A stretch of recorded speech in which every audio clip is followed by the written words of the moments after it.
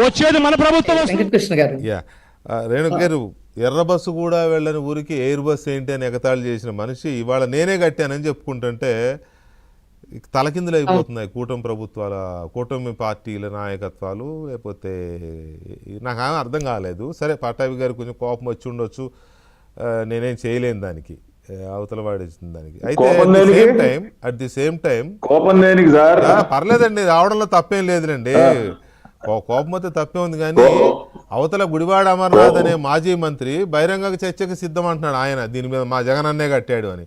నేను స్టార్టింగే కాల్ ఇచ్చాను, అయ్యా నా నంబర్ మీ దగ్గర ఉంటుందో మెసేజ్ పెట్టండి, ఫోన్లో తీసుకో. సరే, ఓకే. ఎనీవే, ఈ క్రెడిట్ వార్, దీన్ని జగన్ ట్రాప్ అని నేను అంటాను. మీరేమంటారు రేణుక గారు?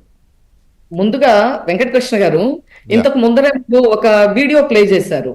జగన్మోహన్ రెడ్డి గారు పాదయాత్ర చేసినప్పుడు 2019 ముందర అక్కడ భోగాపురం ఎయిర్పోర్ట్ కు సంబంధించి అక్కడ రైతులంతా ఉద్దేశించి మాట్లాడినటువంటి వీడియో మీరు ఇంతకు ముందరే దాన్ని కూడా టెలికాస్ట్ చేశారు. ఇవాళ జగన్మోహన్ రెడ్డి గారికి కానీ వైసీపీ నాయకులకి వాళ్ళకు పొద్దు తిరుగుడు పువ్వు ఆదర్శం. అంటే అధికారంలోకి రావాలంటే ఒక మాట, వచ్చిన తర్వాత ఒక మాట, పోయిన తర్వాత ఒక మాట. ఈ రోజు అదే విధంగా ఒక మంచి ప్రాజెక్టు మనం శుభారంభం చేసుకుంటే దాన్ని వెల్కమ్ చేయకుండా మంత్రులు కానీ జగన్మోహన్ రెడ్డి గారు కానీ మాట్లాడుతున్న తీరు చాలా హాస్యాస్పదంగా ఉంది. ముఖ్యంగా నేను ఎక్కడో చూసానండి, పేర్ని నాని గారు చెప్తారు, అసలు జగన్మోహన్ రెడ్డి గారు లేకపోతే భోగాపురం వచ్చేదా అని చెప్పి. ఇవాళ ఈ పేర్ని నాని గారి మాటలు వింటా ఉంటే ఒకటి గుర్తొస్తా ఉంది, ఏది నేను పుట్టకపోతే మీకు పెళ్లి అయ్యేదా అన్నట్లుగా. అంటే మనకు ఒక మంచి కార్యక్రమం జరిగింది ఆ రోజున, అందరికీ తెలిసిందే మీరు అన్నటువంటి విధంగా మేమేమి ఎన్డీఏ కూటమి ఎక్కడ కూడా ఎవరి ట్రాప్ లోనూ పడలేదు.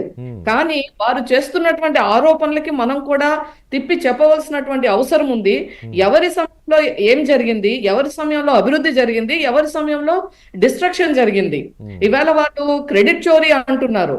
ఒకటి గుర్తుపెట్టుకోవాలి, విశాఖపట్నంలో వచ్చినటువంటి లులు మాల్ ని ఎవరండి పంపించేసింది? ఆ క్రెడిట్ ఎవరు చోరీ చేయలేరు. అలాగే మనం తిరుపతిలో ఉన్నటువంటి